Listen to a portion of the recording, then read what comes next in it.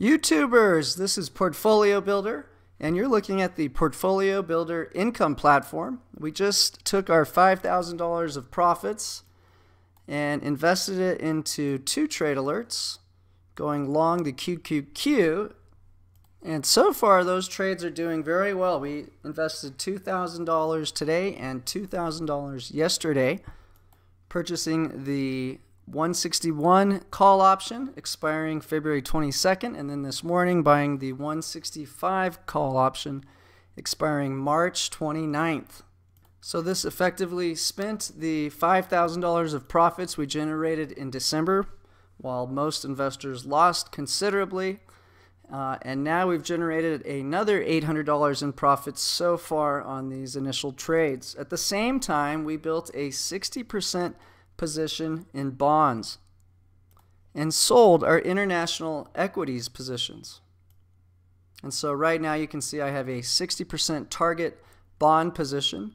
I'm waiting to pull the trigger on gold.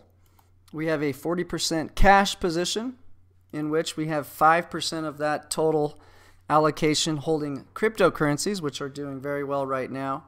And we have a 0% stock position. And that's because I'm only expecting the S&P 500 to bounce back into this 260 to 280 range for a short period of time based on the hopes and rumors that China and the US can quickly reach a trade agreement. And so that's why we're playing the QQQ, which focuses on tech stocks and has a large Apple position in its ETF, which means the QQQ has potentially the most upside short-term profit making for our portfolio with the least risk. So rather than holding the equities at this point in time, we're simply just using a long call option. And that's because we've been expecting volatility to be collapsing, which it has. We were selling option premium as it spiked above 25, and now that it's broken below 20, we've began to buy call options. But if we look at the big picture, what I'm really expecting in 2019 is a big move in the TLT as yields get crushed and uncertainty fills the market, driving a huge demand for U.S. Treasuries going into 2019. And for anyone who would love to get a copy of our spreadsheet and test out our strategy for your own portfolio, just click in the link in the left-hand corner of this video and you can join free for a month. In the description box below this video, I've included links to what I believe are the most important topical articles out in the past 24 hours, as well as a few older articles to reference that go into great detail on the topic of slowing growth. The first article is from Bond King Gunblack, and last year he was one of the few to predict a small continuation of the bull market in early 2018, followed by a drop to end the year negatively. And this was made at a time when every major bank was pointing straight up for the S&P 500, and of course they were all terribly wrong. Yesterday he had a webcast, which I'm still trying to get the recording for, but this article goes through the highlights. In the first part of the article, you get to see all the calls he made last year, and then towards the bottom, it goes into his PowerPoint slide with notes of what he's forecasting. The most impressive charts that I'd like to share in the video, and you can get the full link below this video, is first this, showing that when the U.S. T-bill yield exceeds the global bond market, there has always been a period of market volatility. And next, this copper to gold ratio and 10-year U.S. Treasury yield points towards Treasury yields dropping from a huge demand, which only happens when there's a scare in equities. And just today, a stellar 10-year auction priced at the lowest yield in a single year, selling $24 billion of 9-year, 10-month reopening treasuries. And once you compare our bonds in America to the rest of the world after you have to hedge against their currencies, you can see that the U.S. has the least yield of all major bonds. And although he warns investors to stay away from Bitcoin, he calls for a 25% rise to 5,000 in 2019. He warns investors to get out of corporate bonds and believes that we are far away from a recession, while expecting emerging markets to outperform the S&P 500. So he's not calling for a stock market crash.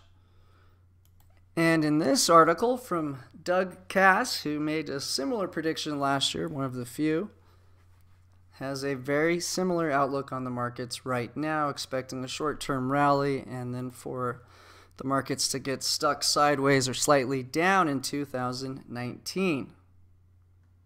He points out the same corporate debt ratio and says, to me, a pattern similar to 2011 seems possible.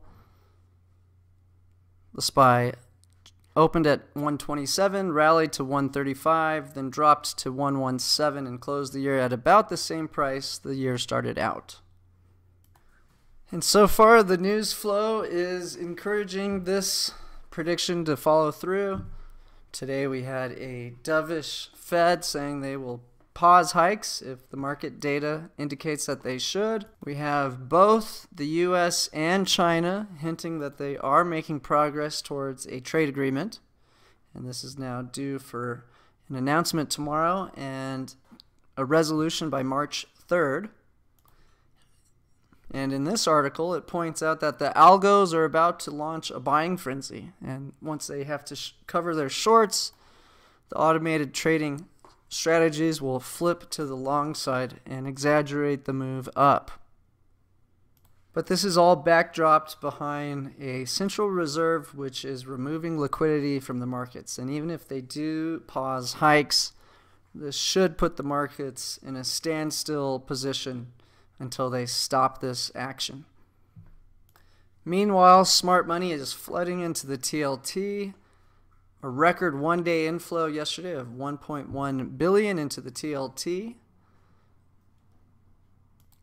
pushing the 10-year yield to the lowest yield in 1 year. In this chart, we can see the long-term trend of Treasury yields, expecting a drop. And in a similar note, ETF investors have poured $6 billion into U.S.-listed Chinese ETFs this year. And so, until the Chinese-U.S. trade war is completely resolved and the quantitative tightening has ended, the expectation by most market forecasters who were accurate in 2018 is for a relatively flat S&P 500 overperformance in emerging markets and a rush to safety in bonds and gold. Our current allocation is a 60% bond position, a 0% gold position, a 40% cash position, and a 0% stock position. Again, I am expecting another rally in equities, which we're playing through our QQQ position, which is held right here, in which case, if we're right, we'll sell this for a profit